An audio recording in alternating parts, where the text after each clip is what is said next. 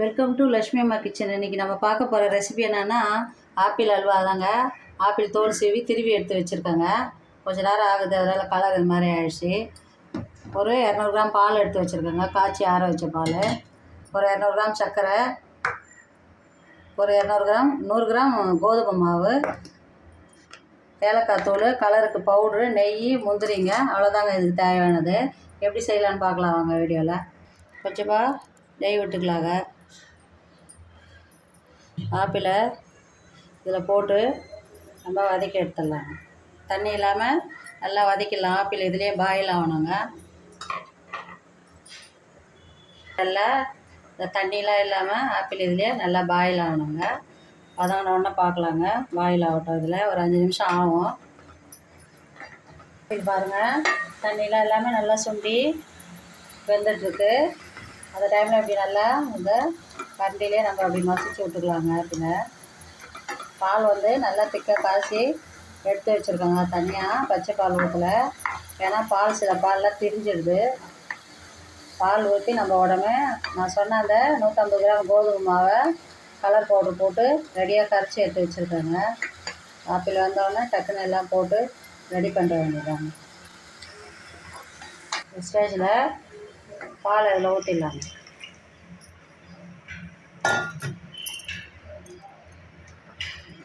உடனே ரெடி ஆகிடுங்க. தண்ணி இல்லாமல் கட்டியாக காசின பாலுன்றதுனால இதில் நம்ம கரைச்சி வச்சுருக்க இந்த கோதுமை மாவை சேர்த்துடலாங்க.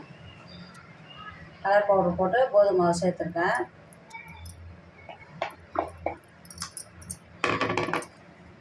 காய்ச்சி வச்சுருக்கிற பால் ஊற்றுறதுனால உடனே இதை ரெடி பண்ணிடலாங்க.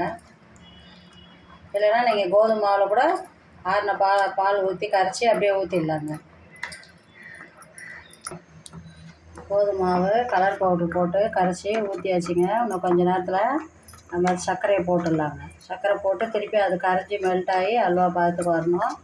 அதுக்கப்புறம் கொஞ்சம் கொஞ்சமாக நெய் விட்டு நம்ம கலரிடலாங்க.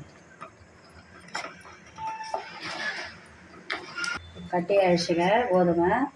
ஸ்டேஜில் சர்க்கரையை போட்டலாங்க. ஆப்பிள் ஸ்வீட்டாக இருக்கும், அதனால் எவ்வளோ சர்க்கரைன்னு டேஸ்ட் பண்ணி பார்த்து கூட அவங்கவுங்க ஸ்வீட்டுக்கு ஏற்ற மாதிரி சேர்த்துக்கலாங்க. சர்க்கரை போட்டு கட்டி ஆகுது பாருங்கள்.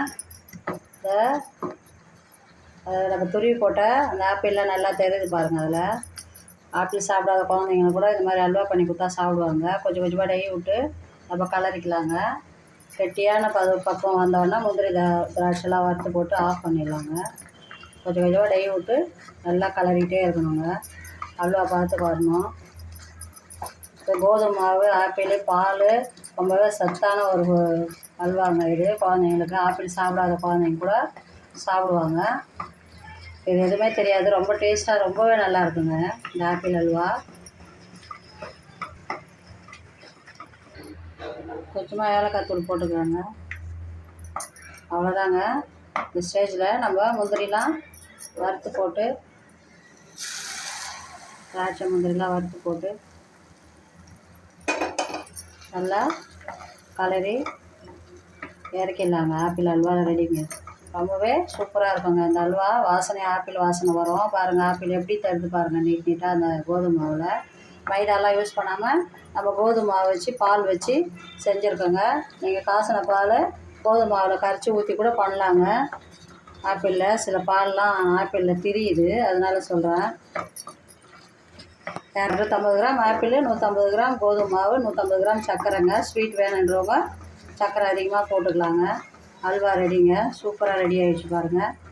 அவ்வளோதாங்க. இந்த ஸ்டேஜில் ஆஃப் பண்ணிட வேண்டியதாங்க. இது எல்லா குழந்தைங்கள்லேருந்து பெரியவங்கலேருந்து எல்லோரும் சாப்பிட்லாங்க விரும்பி. ரொம்பவே நல்லா இருக்குங்க. அவ்வளோதாங்க, அல்வா ரெடி. ஆஃப் பண்ணிடலாங்க.